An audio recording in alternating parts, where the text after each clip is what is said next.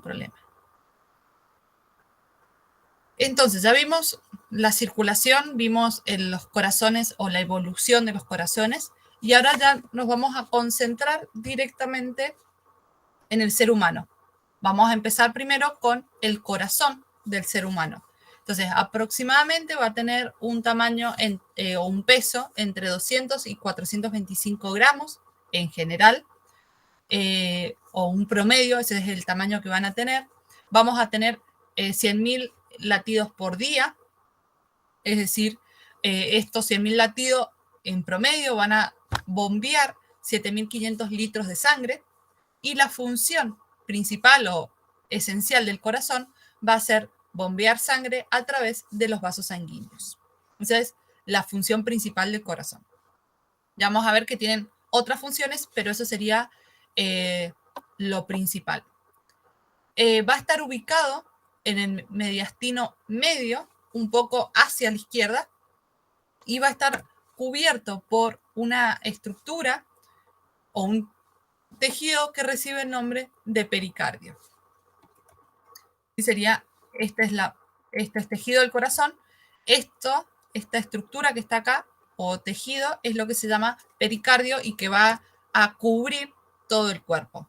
Y a su vez vamos a tener un pericardio externo, que es el que está más hacia afuera, como el nombre lo dice, y va a tener una capa fibrosa gruesa que lo protege el corazón, y después va a tener un pericardio interno que va a ser una capa serosa, y la función que va a hacer es secretar líquido del pericardio, y a su vez estos líquidos va a evitar la fricción cada vez que el corazón va a latir.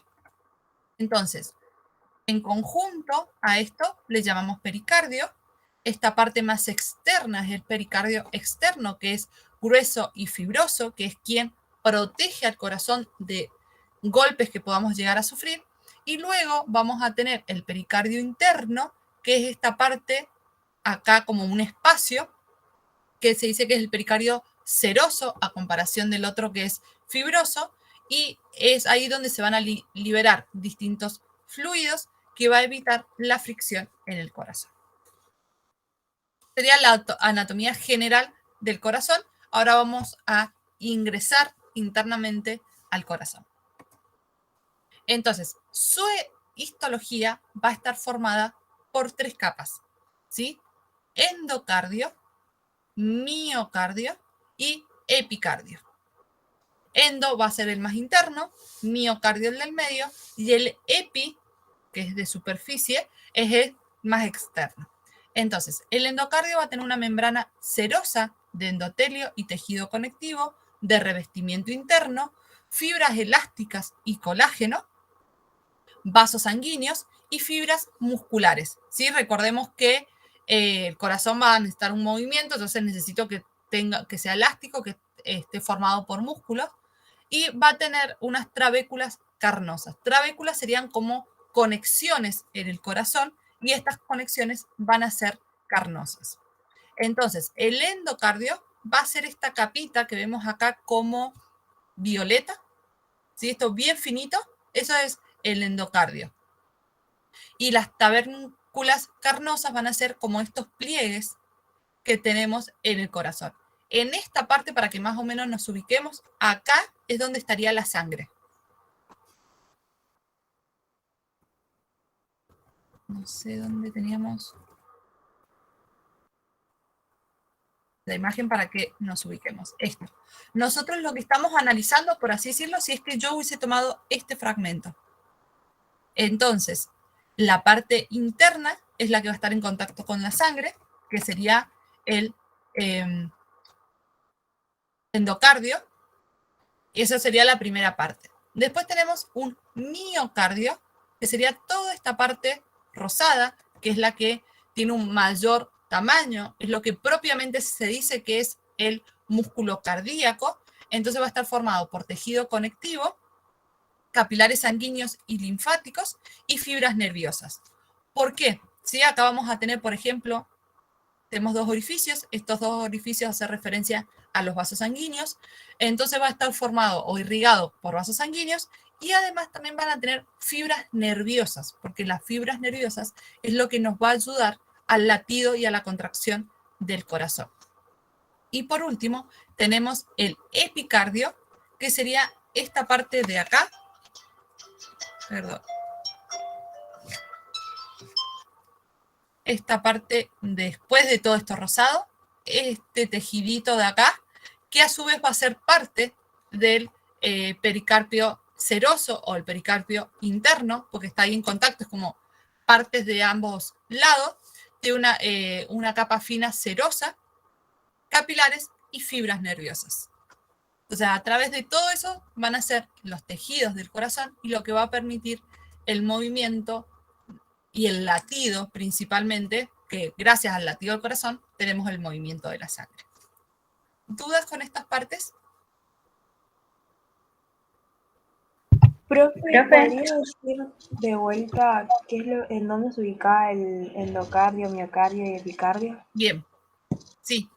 Ya te respondo mal y Mica creo que también quería hacer otra pregunta.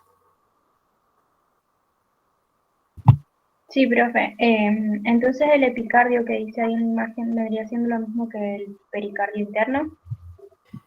El epicardio es parte del pericardio interno, porque el pericardio interno va a tener el epicarpio, que sería esa línea lo más pegado a lo rosado, pero también este espacio también va a ser parte del pericarpio interno.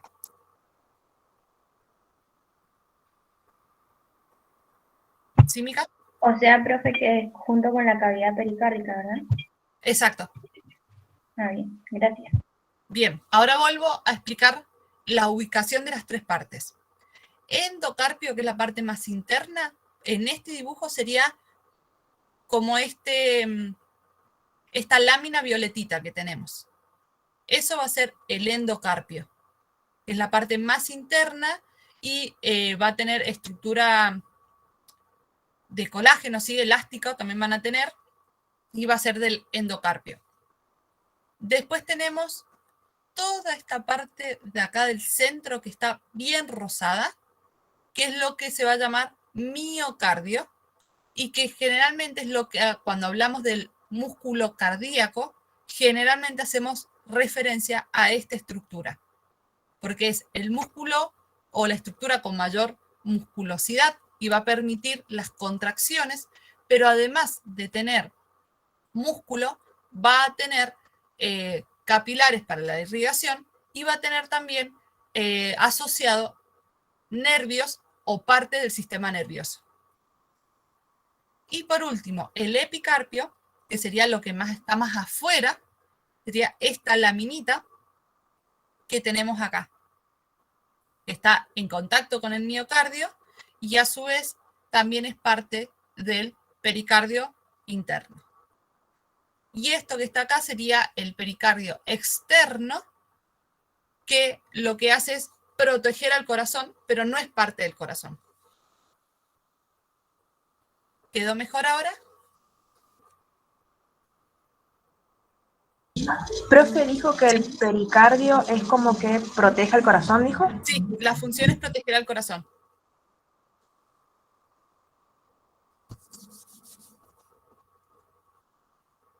Sí, profe, ahora sí, gracias. Perfecto, de nada. Bien. Profe, Sí, Mica. el pericardio externo, perdón, es en imagen, el pericardio fibroso y la capa parietal, ¿puede ser? Sí, ¿En sería conjunto? este conjunto, exacto. Ah, bien. Bien, cualquier cosa, volvemos. Entonces, nosotros acá vamos a tener la imagen esta, o el GIF que les muestra esto, es el recorrido de la sangre. ¿Sí? Va a entrar por las aurículas, va a estar en el ventrículo y vuelve a salir. Aurícula derecha, ventrículo y sale. ¿Sí? Para que ustedes más o menos se ubiquen cuál va a ser el recorrido de la sangre o el movimiento de la sangre una vez que entra al corazón. Entonces, esta que está acá y esta que está acá son las aurículas, es decir, las cavidades superiores del corazón. Y por ahí va a ingresar la sangre. Y las que tenemos acá abajo, que sería esta, como forma de B, y esta que está acá, van a ser los ventrículos. Es decir, a través de los ventrículos va a salir la sangre del corazón. Aurículas, que son las superiores, reciben la sangre pasa a los ventrículos, y estos ventrículos que están en la parte inferior son los que van a impulsar la sangre hacia el cuerpo o hacia los pulmones, según el recorrido de cada uno. Según si estamos en el lado derecho o en el lado izquierdo. ¿Estamos hasta acá?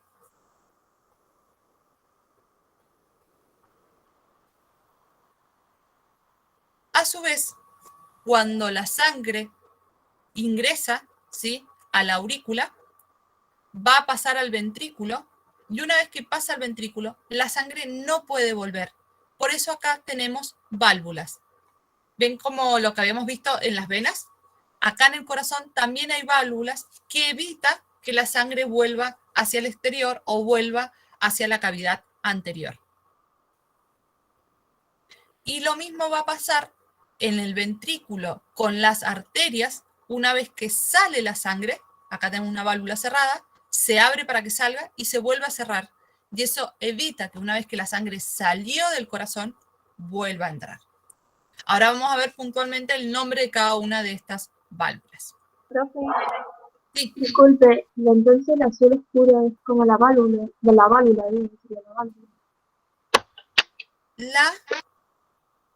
La válvula, o sea, sería el azul oscuro, que está como en el medio. No, la válvula van a ser estas blanquitas. Ah, bien.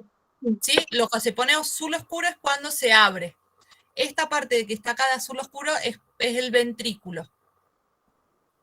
Esto que se va abriendo acá, esto blanco, que ahí se mueve, eso serían las válvulas. Ah, bien, profe. ¿Sí? Tenemos 4 válvulas. 2 que separan aurícula-ventrículo, que esta sería una, y esta es la otra, aurícula-ventrículo. Y después tenemos 2 que separa el ventrículo de la arteria. Esta es una y esta es la otra. ¿Sí? Sí, profe, gracias. Perfecto. Bien. Entonces, la morfología cardíaca, ya vimos que tenemos 4 cavidades, 2 aurículas que son los superiores y 2 ventrículos. ¿Por qué les mostré la otra imagen? Porque cuando ya nos acercamos más al corazón real, ¿sí?, que esto es un poco más real, las estructuras no se ven bien claras, por eso les quería mostrar la imagen anterior. Entonces, les voy a poner así, si ven el mouse. Tenemos acá en azul, esta es la aurícula derecha, ¿sí?, esta que estoy marcando acá. Se abren las válvulas, paso al ventrículo izquierdo, que es todo esto, que es esta B, y paso a través de la segunda válvula hacia las arterias. Y se fue la sangre. Vamos hacia el lado rojo, que es el lado izquierdo. Llega la sangre a esta aurícula, ¿sí? Esta sería la aurícula, esta chiquitita que está acá. Abre las válvulas, paso al ventrículo, que sería todo este que está acá, y de este ventrículo sale a través de estas válvulas y la sangre se va al resto del cuerpo. Sería la estructura general. Entonces, como dijimos, tenemos 4 válvulas, 2 válvulas aurículo-ventricular, que quiere decir que separa la aurícula con el ventrículo. Tenemos la aurícula derecha, que es la que está en rojo, no, perdón, la azul, la aurícula derecha, porque hay que ver el corazón inverso, ¿sí? Nos tenemos que poner del otro lado del corazón, por eso, para ubicarnos cuál es cuál. Entonces, la aurícula derecha y el ventrículo derecho, su válvula se va a llamar válvula tricúspide. Esta válvula recibe el nombre de válvula tricúspide. En cambio, la válvula que separa la aurícula izquierda del ventrículo izquierdo recibe el nombre de válvula bicúspide o mitral. ¿Sí? Sería esa la mitral o bicúspide y esta sería la tricúspide. Y después tenemos, esas serían las válvulas aurículos ventriculares. Luego tenemos otras válvulas que se llaman sigmoideas o semilunares, que lo que va a hacer es separar el ventrículo de las arterias. Entonces, en la ventrículo derecho con la arteria pulmonar, es decir, de esto se va a los pulmones, recibe el nombre de válvula pulmonar. ¿Sí? No hay ahí, por suerte, no han simplificado el nombre. Y en ventrículo izquierdo, hacia la aorta, que es la arteria, ¿sí? Recordemos que la aorta es un ejemplo de las arterias que hay. Entonces, del ventrículo izquierdo hacia la aorta, recibe el nombre de válvula aórtica. Todas las válvulas tienen tres estructuras que permite el ingreso. Nosotros acá vemos dos nomás, porque faltaría una que es lo que se ha cortado. Entonces, todas las válvulas tienen tres cúspides o tres partes que permite el trabarlo, excepto la mitral, que es la de la aurícula izquierda-derecha, que solamente tiene dos. ¿Sí? Las cúspides serían estas estructuras, que es lo que permite que pase o no pase la sangre. ¿Dudas sobre las válvulas?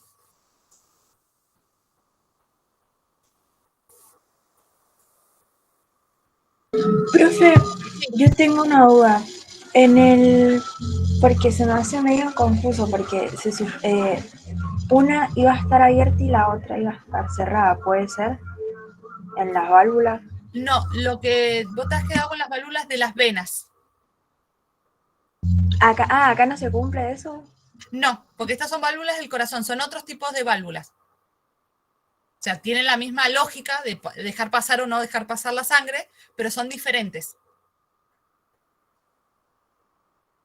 Porque el otro era todo un tejido, o sea, era todo circular. En cambio, acá tenemos distintos músculos y a su vez el corazón solo va a ir contrayendo.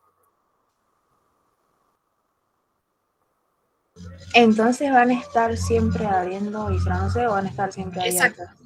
Van a estar cerradas y cuando se produzca la contracción o relajación del corazón, que ya lo vamos a ver en dos pasos, va a permitir que una se abra u otra se cierre. Generalmente, ¿sí? Si el corazón funciona de manera correcta, las dos válvulas superiores, es decir, las de las aurículas y ventrículo, esta que estoy marcando y esta que están acá, se abren y se cierran al mismo momento. Y las que salen del ventrículo, de los ventrículos, esta que está acá en azul y esta que está acá en rojo, también se abren y se cierran en el mismo momento. Ahora vamos a ver cuándo se abre cada una. Gracias, profe. Sí, ahora sí. Perfecto. Sí, lo tenía con el otro, que nada que ver. No hay ningún problema. Estamos todos en lo mismo. Como se llaman de la misma manera, nos puede llegar a confundir un poquito. Entonces, ya vimos la circulación de la sangre y esta circulación ocurre gracias a la contracción del corazón. Si no se contrayera el corazón, la sangre no se movería dentro del corazón y por lo tanto no tendría la fuerza suficiente para salir del corazón y dirigirse a todo el cuerpo. Tendríamos, por ejemplo, ¿sí? Acá vamos viendo, primero se llenan las aurículas, se va llenando los ventrículos, sale la sangre, vuelve a entrar. Todo este movimiento es gracias a la contracción del corazón. Si no hubiera contracción, no podríamos hacer nada de esto. ¿Qué es lo que sucede cuando se dice se paró el corazón o a una persona se le paró el corazón? Es que deja de contraer y al dejar de contraer no tiene la fuerza suficiente o no tiene fuerza directamente para que la sangre salga del corazón. ¿Sí? Si acá ustedes ven las válvulas, sé que es muy rápido, pero las dos válvulas, aurículas, ventrículos, se abren al mismo momento y las otras dos se abren en el mismo momento. ¿Sí? Ahora lo vamos a ir desgranando a cada una de las partes. Entonces, todo esto es el latido. ¿A qué llamo yo a un latido del corazón? Latido del corazón llamo a cuando el corazón se contrae, permite que ingrese la sangre y luego sale la sangre. En ese proceso de que se llenó el corazón y sale la sangre, Todo eso es lo que yo llamo latido. Y esto ocurre gracias a las fibras nerviosas que tenemos en el corazón. Entonces, la fuerza de contracción de las fibras musculares cardíacas es constante porque todos los miocitos responden a un estímulo. Es decir, todas las células que tenemos en nuestro corazón van a responder a un estímulo y eso va a permitir la contracción del corazón o del músculo. Y ese estímulo va a estar originado por células especializadas del corazón. Si el mismo corazón va a tener como una autorregulación de cuándo latir y cuándo no. Aunque este latido, vamos a ver, o nosotros mismos en nuestra vida cotidiana, sentimos muchas veces cuando el latido del corazón se acelera o se ralentiza. ¿Sí? Entonces, ¿cómo se ocurre este latido? Como dijimos, tenemos distintas estructuras o células nerviosas o células específicas que van a permitir la contracción del corazón. Entonces, tenemos dos puntos importantes. Estos que están acá como en rojito van a ser fibras nerviosas especializadas en el corazón. Dos puntos puntuales o dos puntos donde se puede generar el estímulo. El nódulo sinoauricular, que es como este puntito blanco que está acá, y el nódulo auriculoventricular, que es este que está acá. ¿Sí? No es que está adentro del corazón, ¿sí? Porque acá pareciera que todo esto está dentro de la aurícula, sino que está fuera. Nada más que acá se ha visto o se ha hecho el corte del corazón para que nosotros lo podamos ver. Entonces, todo el mecanismo, esto también es un ciclo, ¿sí? Entonces lo podemos iniciar de cualquier lado, pero generalmente lo iniciamos desde el nódulo sinoauricular, porque es el que genera el primer impulso, pero vamos a producir todo este proceso y luego de esto vuelve al nódulo sinoauricular. Entonces, este nódulo está ubicado en la aurícula derecha, ese que está ahí, que es el SA. Ese SA genera una conducción a través de fibras rápidas, ¿sí? Un estímulo que también suele denominarse a este nódulo como marcapasos. Entonces, ¿cuál sería la función de esta estructura? Es marcar el latido, ¿sí? Por eso es el nombre marcapasos. Marca el latido o cuándo se tiene que latir o no. Entonces, este nódulo sinoauricular va a generar un impulso por fibras de conducción rápida hacia las aurículas derecha e izquierda. ¿Sí? Esto va a hacer que se contraigan o se dilaten las aurículas derecha e izquierda. Esa información a través de las uniones nexus, que ya vimos anteriormente que va a haber entre los tejidos de la aurícula derecha y la izquierda. Eso va a llegar, o esa señal va a llegar al nódulo auriculoventricular, ¿sí? Que va a estar ubicado en el tabique intraauricular, es decir, hay una estructura o un tabique que separa la derecha de la izquierda, ahí en el medio es donde se va a encontrar el nódulo auriculoventricular. Este nódulo auriculoventricular genera una respuesta o un estímulo a través de unas fibras de conducción que son lentas. Y al ser más lenta, generan o retrasan el impulso 10 milisegundos. No es que se demoran mucho más, ¿sí? Pero retrasan un poquito la contracción de los ventrículos. Entonces, una vez que se activa el nódulo auriculoventricular, ¿sí? De forma lenta o a través de conducción de fibras lentas, va a activar el haz de His, que va a ser toda esta estructura. Este haz de His es lo que se encuentra en el tabique intraventricular, es decir, entre el ventrículo derecho y el ventrículo izquierdo, y eso va a generar una señal hacia las fibras de Purkinje que se encuentran en esta parte, y eso va a hacer que los ventrículos se contraigan. Y después, cuando pase el estímulo, vuelvan a su posición normal. Entonces, si vamos a este dibujo, sé que es como bastante rápido, pero centrémonos en esta aurícula, ¿sí? En la derecha, en la azul. Lo mismo que pasa acá, va a pasar en la izquierda. Se va a activar el primer nódulo o el marcapaso y va a permitir que la aurícula se contraiga. Cuando se contrae, va a enviar la información al nódulo ventricular, que es lo que quiera que yo haga, que se contraiga el ventrículo. Entonces, vamos a ir con esta imagen que es más lenta. Tengo activado acá en la aurícula, se activa el marcapasos. Se contrae. Eso manda un impulso rápido a la que se encuentra al... Ay, se me fue el nombre. Al nódulo auriculoventricular. ¿Sí? Acá tenemos el nódulo auriculoventricular. Ese recibe la señal. ¿Y cuál es su señal? Que el ventrículo se contraiga. Pero al recibir esta señal, esto se demora y el ventrículo se tarda 100 milisegundos en reaccionar.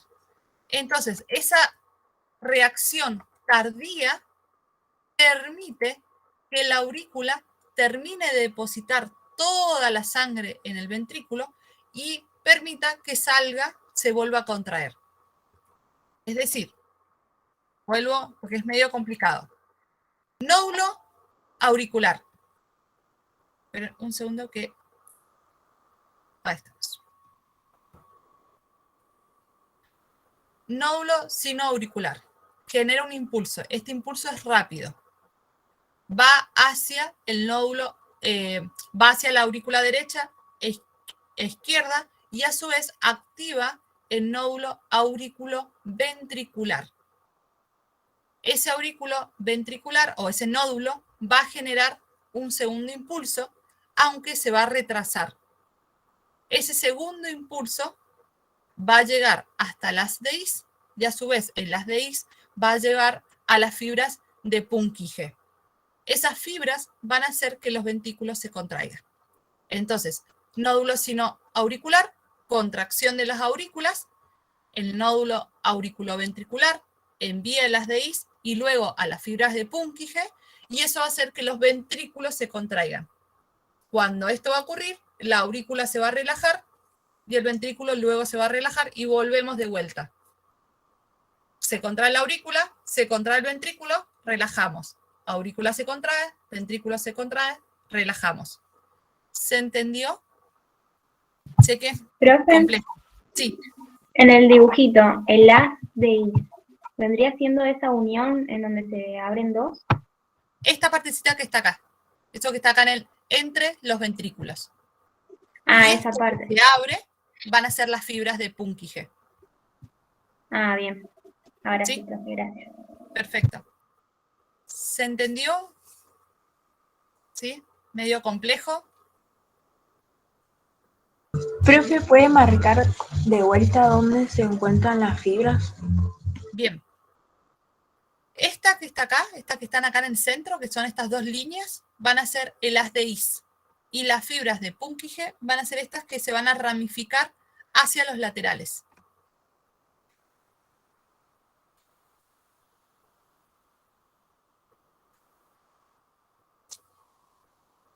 ¿Sí?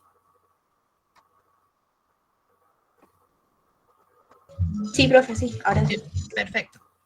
Entonces, ¿a qué vamos a llamar un ciclo cardíaco? El ciclo cardíaco, ¿o qué va a incluir? La contracción de la aurícula, contracción del ventrículo, dilatación de ambos. A eso es lo que yo llamo ciclo cardíaco. Entonces, ciclo cardíaco, perdón, es lo que les acabo de decir, va a ser el latido. El ciclo cardíaco es la frecuencia cardíaca, va a ser la cantidad de latidos por minutos. ¿Sí? ¿Cuántas veces late por un minuto? A eso vamos a llamar frecuencia cardíaca, que en general en una persona en reposo de buena salud tiene entre 70 a 75 latidos por minutos. ¿Sí? Y el ciclo cardíaco, que es el latido completo, tiene una duración de 0,8 segundos en condiciones normales, generalmente. ¿Cómo calculo esto, el ciclo cardíaco? Calculo si en 75 o 70 latidos tengo en un minuto, cuántos latidos o cuánto tiempo se tarda un latido. Entonces, ¿cómo lo hago? El minuto, ¿cuántos segundos tiene?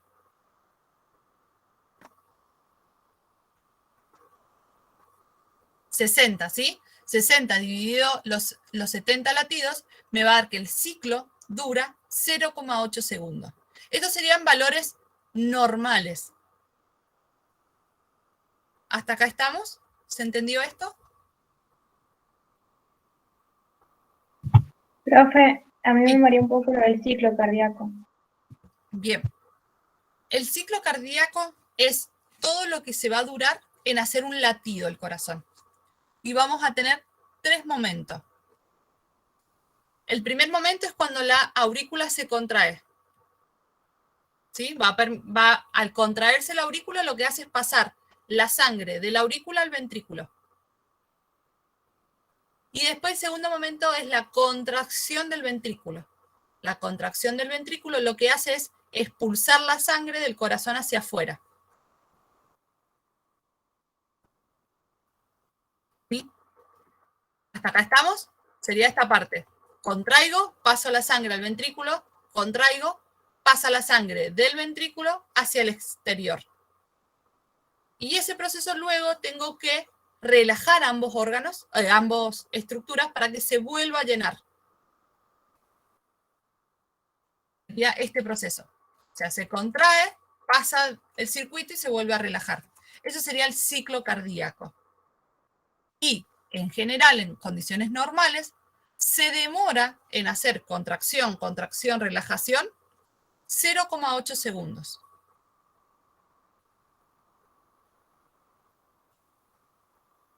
¿Se entendió mejor ahora el ciclo? Sí, profe, ahora sí. Bien. Entonces, esas que yo les digo, contracción, contracción, relajación, tienen un nombre más específico. La contracción la vamos a llamar sístole.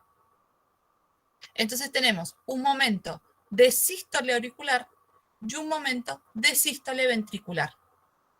Es decir, la sístole auricular es la contracción de las aurículas, de la parte de arriba del corazón, que permite que la sangre pase a los ventrículos. Se me llena la aurícula de sangre, yo presiono, contraigo, realizo la sístole y eso pasa al ventrículo. Cuando ocurre esto, se va a generar el cierre, o sea, cuando yo contraigo, se pasa toda la sangre, esa contracción va a hacer que las válvulas aurículos ventriculares se cierren. ¿Sí? Estas válvulas que teníamos acá. Cuando yo contraigo, pasa la sangre y cierro. Le preguntábamos recién cuándo se abrían cada una. Y eso, en general, se tarda 0,1 segundo. Si yo tengo en cuenta un ciclo de 0,8 segundos, esta contracción dura 0,1 segundo. Es decir, el 12,5%. La sístole ventricular, que es la sístole del ventrículo, va a ser la contracción de los ventrículos y va a hacer que la sangre pase a las arterias. Esta contracción, al expulsar la sangre, lo que va a generar es el cierre de las válvulas sigmoideas, que eran las que separaban el ventrículo de la arteria. Y como dijimos previamente, esta segunda contracción se demoraba un poquito más. Entonces, en un tiempo de 0,8 segundos, la sístole ventricular tiene una duración de 0,3 segundos, que esto es equivalente a decir al 37,5% del ciclo. Y por último, tenemos el proceso de diástole, que es cuando se produce una relajación en todo el corazón. Las dos aurículas y los dos ventrículos se relajan. En ese momento de relajación es cuando ingresa la sangre al corazón. permite que la sangre ingrese al corazón. Ese tiempo se tarda 0,4 segundos, es decir, la mitad del ciclo cardíaco es generado por la diástole, la relajación del corazón que permite el llenado de las aurículas. ¿Se entendió ahora el ciclo más claro? ¿O a qué hace referencia un ciclo cardíaco?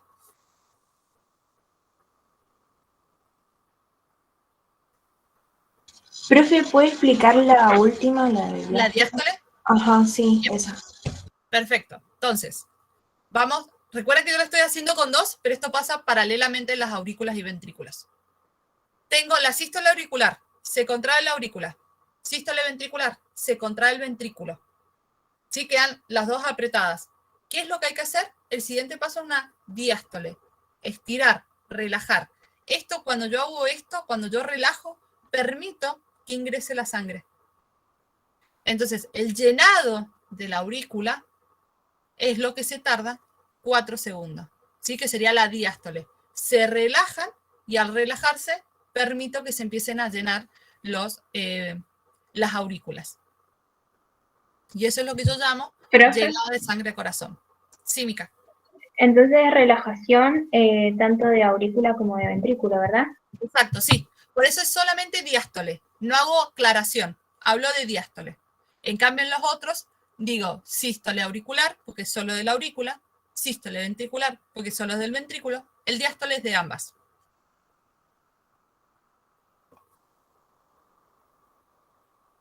¿Sí? Pero solamente la sangre va a llegar a la aurícula. Porque acordémonos que en las... ¿qué imagen se ve más linda? Que cuando esto está relajado, estas válvulas están todas cerradas. Las válvulas solo se abren cuando yo contraigo. Cuando realizo la contracción de la aurícula, se abren las válvulas. Esta válvula. Y luego se cierra.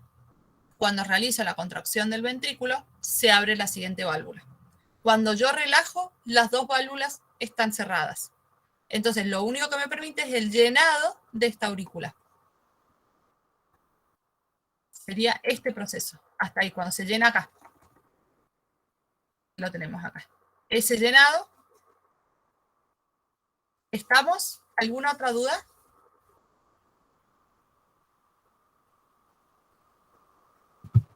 No, profe. Sí, vale.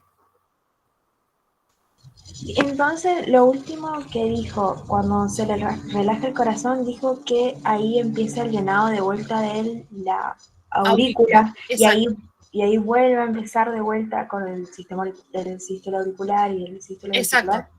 Cuando el corazón considera que ya tiene suficiente sangre en la aurícula, se contrae y genera la sístole auricular, sístole ventricular, diástole. Y vuelvo de vuelta.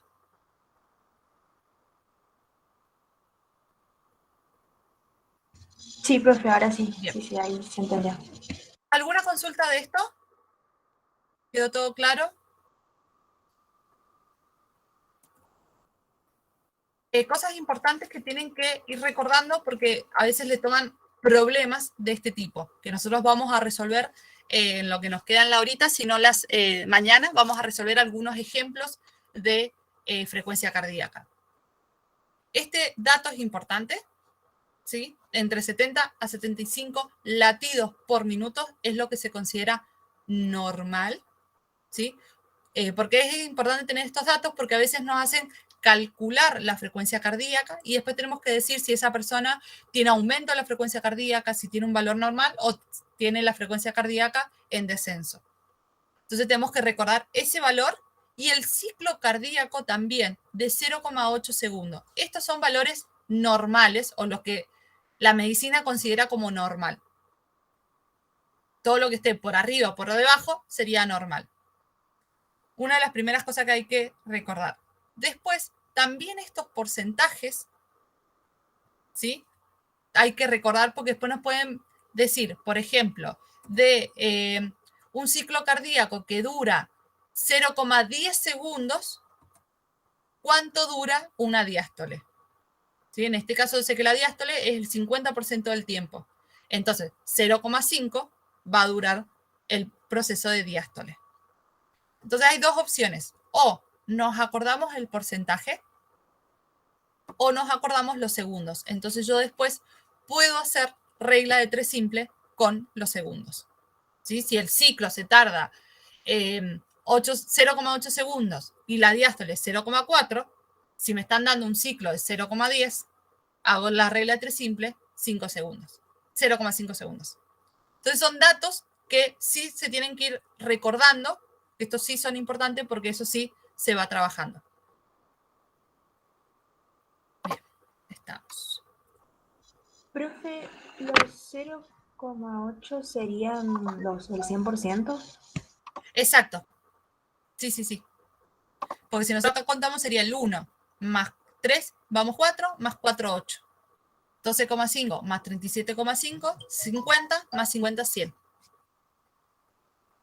Sí, eso sería en una situación normal.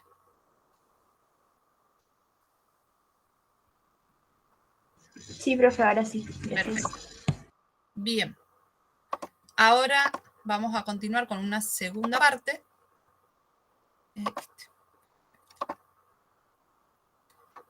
Que ahora nos vamos a concentrar un poquito más en lo que llamamos gasto cardíaco y la secreción de las hormonas.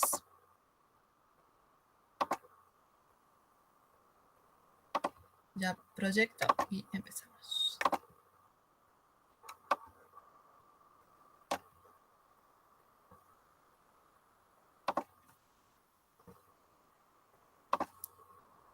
El gasto cardíaco, ¿sí? El gasto cardíaco, vamos a llamar gasto cardíaco, al volumen de sangre que va a expulsar en cada minuto el ventrículo izquierdo a la arteria aorta o el ventrículo derecho a la arteria pulmonar. Es decir, vamos de vuelta, es la cantidad de sangre que van a expulsar cada uno de los ventrículos hacia las arterias. Para hacerlo un poquito más simple, después podemos ir viendo las distintas, los nombres, pero en forma general es la cantidad de sangre que van a expulsar los ventrículos a cada una de las arterias. Entonces, el gasto cardíaco se va a medir en litros por minutos. Ese va a ser el dato que se va a utilizar. La frecuencia cardíaca dijimos que era latidos por minutos, que es lo que acabamos de ver recién. ¿Cuántos latidos hace el corazón en un minuto? Y a esto se nos va a sumar algo que llamamos volumen sistólico. ¿Sí? ¿Se acuerdan que la sístole era la relajación? Entonces, el volumen sistólico se va a considerar como los litros por latido. Si en un latido, ¿cuántos litros voy a poder expulsar? ¿Por qué lo llamamos volumen? Sí. ¿La sístole no era la contracción? Sístole, diástole. Sí. Entonces, con esa contracción es lo que nos va a permitir la salida de la sangre. Yo dije relajación. Sí, profe, había dicho relajación. Perdón. No. Entonces sería eso, el volumen sistólico va a ser la contracción, o sea, hace referencia a la contracción, entonces eso es lo que va a impulsar la sangre que va a salir del ventrículo. Vuelvo de vuelta, gasto cardíaco, litros por minuto, entonces la frecuencia cardíaca va a ser cuántos latidos por minuto yo genero por el volumen sistólico, que es litros por latido. ¿Sí? Si yo hago este cálculo con las unidades, voy a simplificar. Profe, Sí, disculpe, no sé si soy yo o qué, pero a mí no me sale nada en la presentación. no ves nada de lo que estoy presentando. Claro, me sale como que sale todo negro. Bien, No sé si lo... al resto,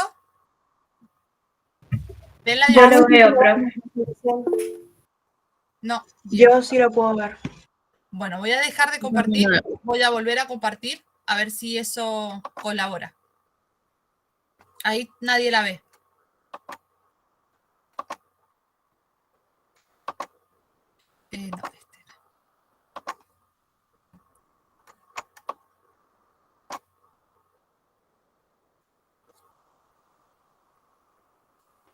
No, No, me va a salir directamente, no, creo que es la microfonación. Bien, ¿el resto que no lo podía ver, lo puede ver ahora o tampoco lo puede ver? Sí se ve, profe. Bien. Bueno, Natalie, bueno, que haya salido y vuelto a entrar. Entonces, si yo tomo como ejemplo uno de los... vamos a resolver a través de un ejemplo. Ahí vemos, Nata, o seguís viendo... No, ahora sí se ve. Era en internet, me parece. Bueno, buenísimo, entonces. Entonces, gasto cardíaco, litro por minuto, frecuencia cardíaca, latido por minuto, y volumen sistólico, latido, en litros por latido. Tomamos, por ejemplo, ¿sí? Que nosotros tenemos, o el gasto cardíaco son 5 litros por minuto. Con 5 litros por minuto, realizamos 72 latidos por minuto, y a su vez, cada latido, 0,07 litros por latido. ¿Sí? Estos serían como los valores de referencia, los valores estándares, los que se toman como normales. O sea, ¿qué es lo que ustedes les van a hacer? Les pueden pedir el gasto cardíaco dándole esta información, le pueden pedir la frecuencia cardíaca dándole la otra información. Entonces, lo único que tienen que ir haciendo ustedes es despejando, utilizando esta información y también la información de lo que vimos recién de la frecuencia cardíaca. ¿Sí? Que era el ciclo cardíaco y todo eso, van a tener que ir asociando o juntando, como quizás en física, quizás se hacen cartelitos con fórmulas. Estos serían las fórmulas, estas y las que vimos recién de frecuencia cardíaca y de ciclo cardíaco, lo que se tienen que ir aprendiendo y fijando. ¿Dudas con esto? Profe, donde dice 5,72 y 0,07 son, ¿qué dijo? Valores. Valores de referencia, lo que se consideran como valores normales. ¿Para qué nos sirven tener estos valores? Porque a veces nos plantean como una situación problema y la pregunta nos dice si esa persona tiene el gasto cardíaco correcto o si su gasto cardíaco es elevado, es inferior, está normal. Por eso es importante tener estos valores como referencia. ¿Cómo obtuve estos 5 litros por minuto? Multipliqué 72 por 0,07 y voy a obtener los 5 litros por minuto. ¿Sí? No es un valor que yo me inventé, sino a lo largo de la historia dentro de medicina se establece como que esos son los valores normales o de referencia. ¿Seguimos o hay alguna duda? Sí, profe, ahora sí. Perfecto. Sí. Disculpe, ¿por qué llegamos a los 5 litros por minuto? Porque yo multiplico los 72 latidos por minuto, ¿sí? 72 latidos por minuto, por 0,7 litros por latido, que es la fórmula que nos dicen. Si yo multiplico 72 por 0,07, le va a dar 5. Ah, ahora sí, profe, nada más que me mario verlo al revés, disculpe, gracias. No, no te preocupes, ¿sí? Es aplicar la fórmula. Bien. Estamos perfectos. Entonces, el latido cardíaco o el ciclo cardíaco puede ser modificado por distintas acciones. Una de las acciones que puede ser modificado es a través del sistema nervioso autónomo. Es decir, a través de una acción nerviosa, modifico o altero el latido, la frecuencia cardíaca, el ciclo cardíaco. ¿Cómo? El parasimpático, si se acuerdan, el parasimpático era el que nos paraba, relajábamos, volvíamos a los estados normales. Entonces, el parasimpático, a través de la liberación de acetilcolina, lo que va a hacer es retardar el marcapaso. El marcapaso era el primer nódulo sinusal que vimos que era el que iniciaba el ciclo cardíaco, ¿sí? Entonces, al retardar la acción de este, va a hacer que la frecuencia cardíaca disminuya, porque la frecuencia cardíaca eran latidos por minuto. Entonces, si el ciclo se tarda más o se demora más, voy a tener menos latidos por minuto. ¿Se entendió eso? ¿Cuál es la lógica?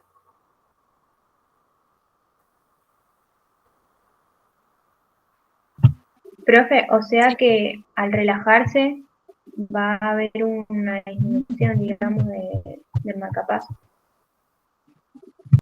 Exacto. Al relajar el cuerpo, los latidos, porque generalmente esto se activaba luego de que, por ejemplo, corrí. Entonces, lo que hace es disminuir la frecuencia cardíaca al relajarnos y esto para volver a los valores normales. ¿Sí? Por ejemplo, corrí el micro. Cuando me centré, las pulsaciones se van a ir bajando.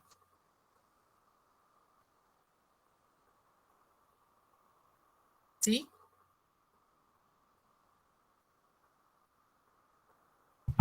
Sí, profe. Bien. Y el simpático era lo contrario, ¿sí? Era el que me activaba para el momento de huida o de lucha. Entonces, el simpático va a liberar noradrenalina.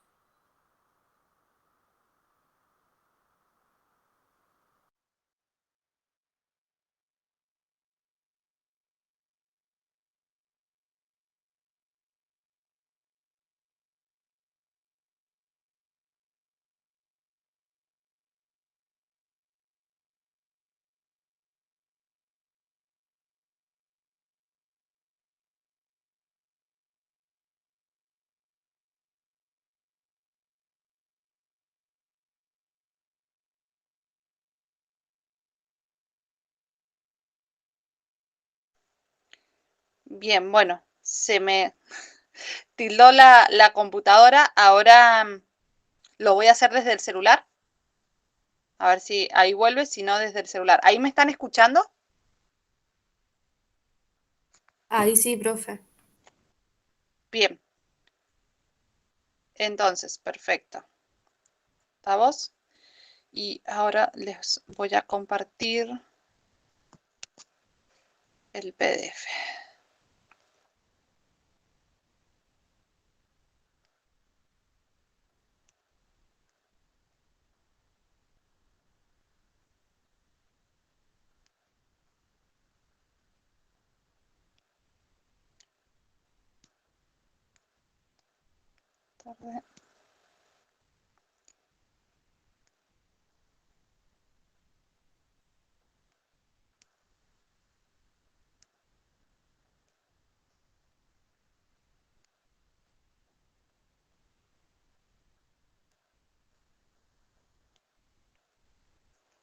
¿Me avisan ahí cuando puedan ver el PDF?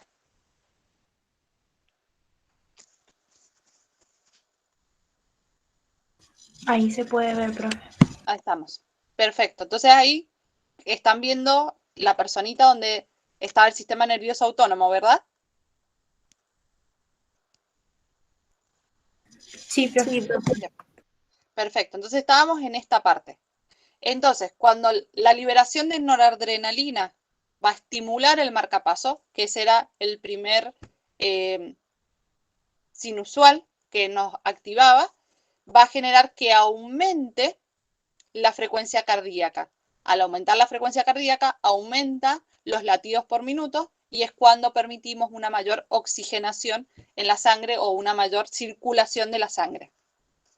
¿Se entienden esos dos momentos?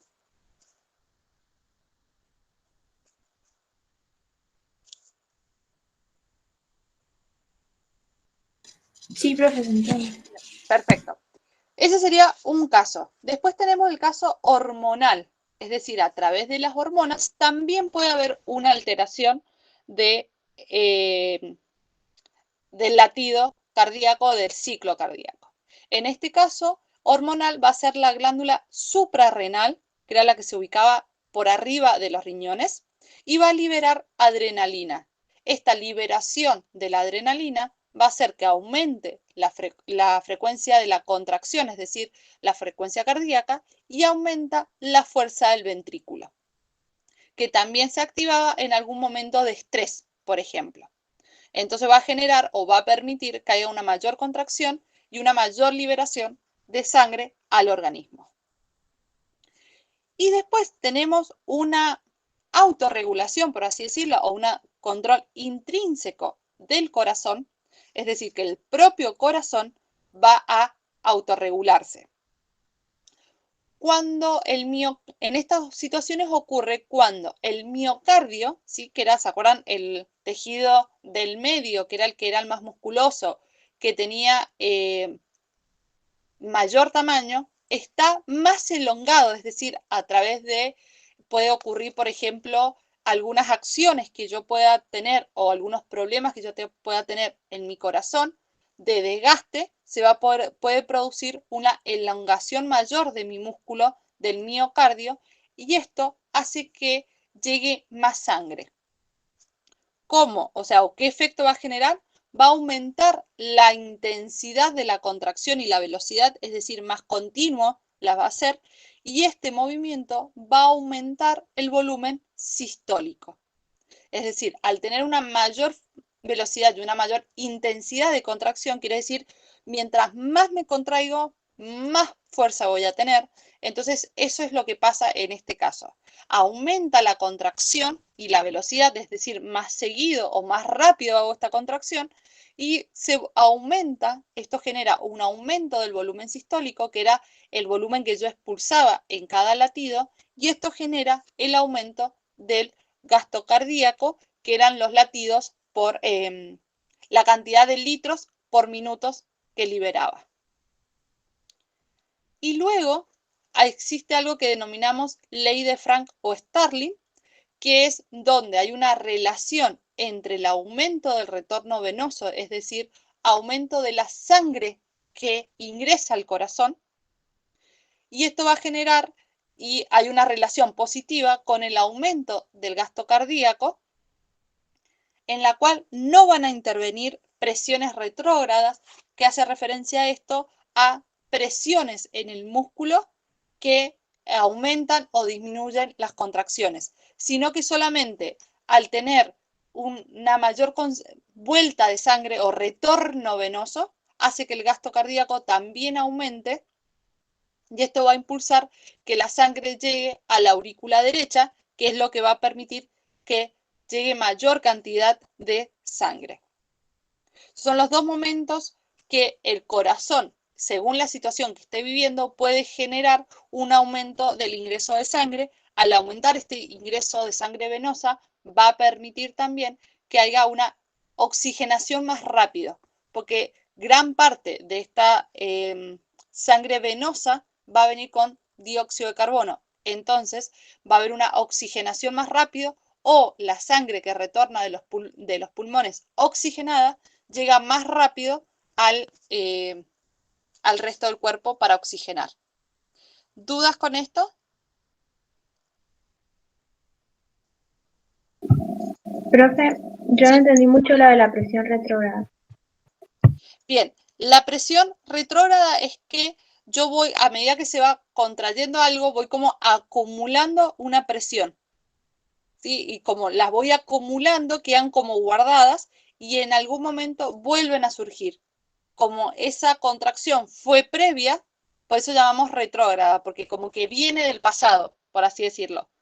Entonces, en este caso, no hay una contracción, porque en realidad lo que va a hacer es una relajación, y mayor relajación lo que va a permitir es el ingreso de una mayor cantidad de fluido de sangre. Por eso no hay acumulación de presiones, porque no es que yo contraigo, como por ejemplo en el caso anterior, también del control del corazón, ¿sí? En este caso, lo que había era que la contracción era mayor y esto permitía que se mantuviera. ¿Se entiende? Sí. Una pregunta, entonces la presión retrógrada, es la que estaba explicando, hace Sí. como una relajación. Es como que relaja y ahí permite una cantidad de fluido de sangre. No, la presión retrógrada se va a dar cuando el músculo se contrae. En este caso, no va a haber contracción de músculos, sino que va a haber relajación de los músculos. Profe, o sea que al aumentar la relación entre el retorno venoso y el Sí. gasto cardíaco, Sí, va a haber como una relajación. exacto. Como que el momento de relajación del llenado del corazón es más extenso.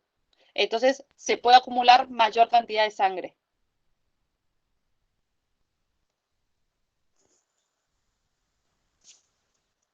¿Sí?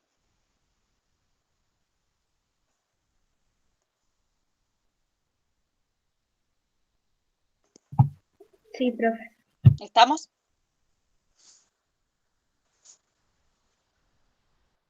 Continuamos entonces.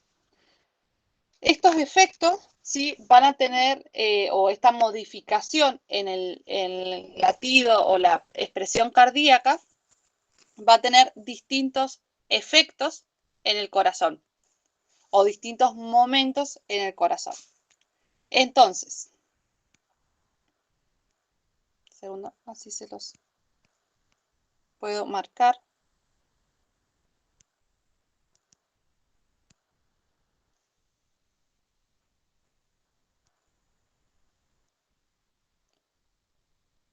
A ver si... Ahí me volvió conexión. Voy a volver a intentar desde la computadora si les puedo ir marcando más cómodo.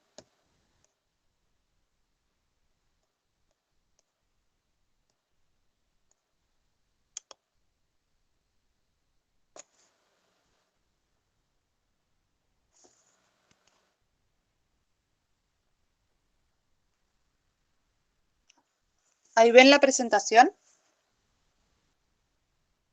Sí, profe, sí. Sí, perfecto.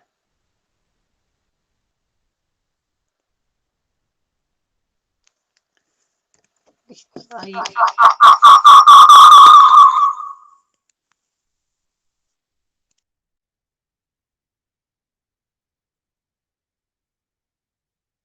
Perdón, se me acoplaron el celular y la compu.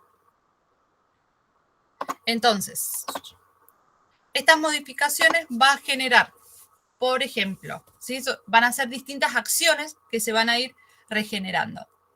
Entonces, un aumento del retorno venoso, que es lo que acabamos de decir acá, el aumento del retorno venoso quiere decir mayor cantidad de sangre que ingresa al corazón, va a generar dos acciones.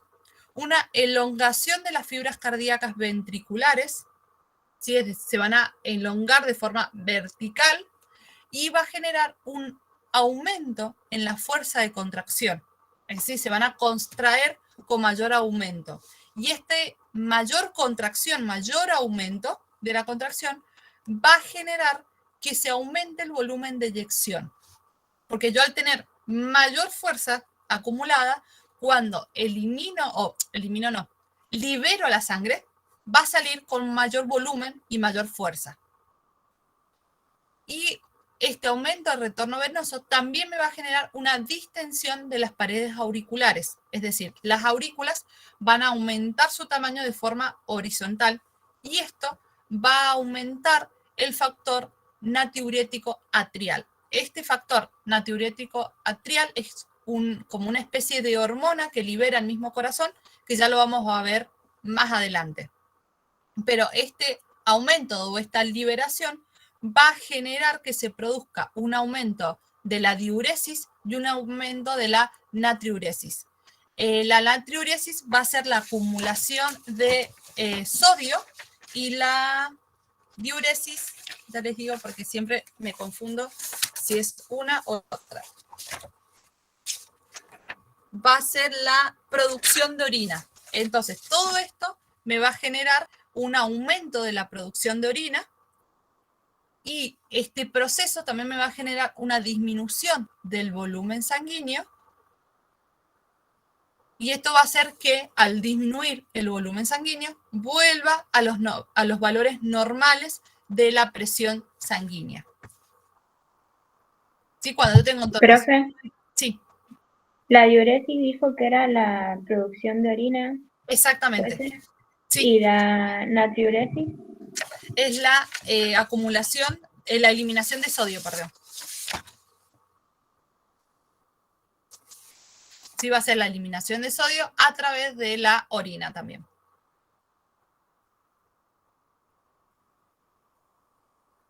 Entonces, esa producción o eliminación de las distintas sustancias va a hacer que haya una disminución en el vaso sanguíneo, en el volumen sanguíneo. Entonces, esta disminución en el volumen sanguíneo va a actuar de forma negativa hacia el aumento del retorno venoso y eso va a volverse a los valores normales. Profe, o sea que Sí. eso es lo que sucede cuando a una persona se le aumenta la presión cardíaca. O Bien, sea, eso es para bajarla. perfecto, eso es lo que generaría o haría el cuerpo para bajarlo. En la mayoría de los casos lo hacemos de esta forma, de forma natural, y después en otros casos hay personas que no pueden regularlo tan bien como el resto, entonces necesitan una medicación. Pero sería ese el caso, perfecto.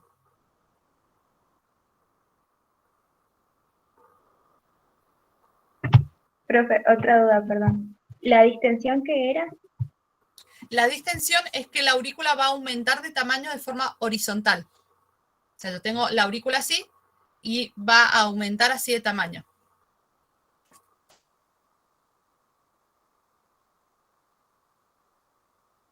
Profe, ¿puede repetir lo que dijo?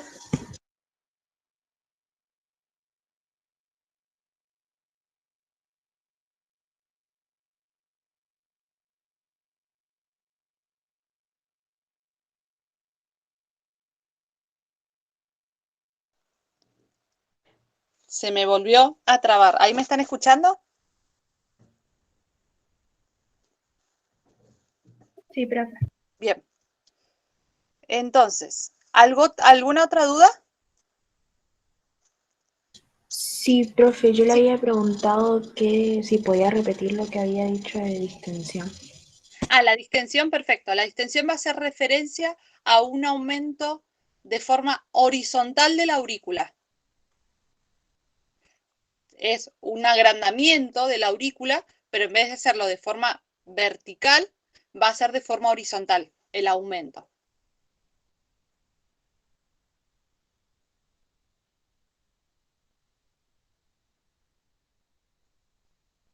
¿De la aurícula dijo, profe? De la aurícula, exacto. Pues estamos hablando de paredes este caso particular, ¿sí? Que es distensión de paredes auriculares. Entonces, en este caso es un aumento de tamaño horizontal de las aurículas. Profe, ¿y entonces qué diferencia hay entre elongación y distensión? Bien, la elongación va a ser de forma vertical. Las fibras se van a extender de forma vertical. O sea, en la primera, que es la elongación, las fibras del ventrículo se van a volver, espérate, ahí intento dibujar, más largas, de forma vertical. No me deja dibujarte. Profe, si es vertical, ¿no sería más ancho? No, forma vertical sería más alto, más largo. Y el horizontal, acuérdense que sería como acostado.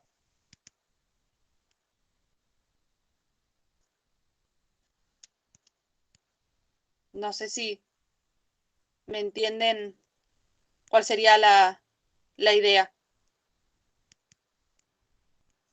Entonces, profe, elongación sería en forma vertical y va a ser largo, y la distensión va a ser en forma horizontal y va a ser Exacto, acostado. sí. Vamos a tener, claro, este sería ahí me di cuenta que anduvo, pero yo no veía. La elongación va a ser hacia lo largo. Y la distensión, si yo tengo la aurícula que es así redonda, va a crecer en tamaño en esta dirección. Va a crecer así, pongámosle. ¿Sí?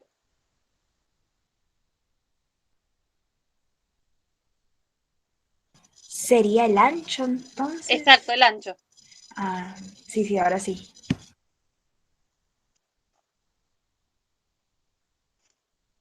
¿Alguna otra consulta, dudas? De mi parte De no, mi profe. parte no, profe. Bien. Yo ahora por el grupo le voy a pasar estos ejercicios, ¿sí? Esto es lo que tienen ahora ahí en pantalla, le voy a pasar una captura de pantalla.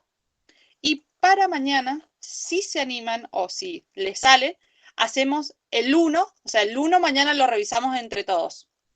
¿Les parece? Y después nos tomamos unos minutitos de la clase para resolver el 2 y el 3. Sí, profe. Bueno, profe. Bien, entonces, mañana hacemos, o sea, mañana revisamos el 1. Si alguno no entiende cómo hacerlo o está en duda, no se preocupe, lo revisamos mañana. No se hagan la cabeza de que sí o sí lo tienen que hacer y empiezan a buscar. Inténtenlo resolver con toda la información de las clases del lunes y las de hoy y inténtenlo resolver. Si no pueden resolverlo, lo vemos mañana. No se preocupen, que mañana vamos a tener tiempo para resolver los problemas. Bueno, profe. Bueno, chicos, que tengan una linda mañana y, bueno, un lindo día. Que estén muy bien. Chao, profe, nos Gracias, vemos. profe. Nos vemos. Chao, profe, muchas gracias. Que estén bien.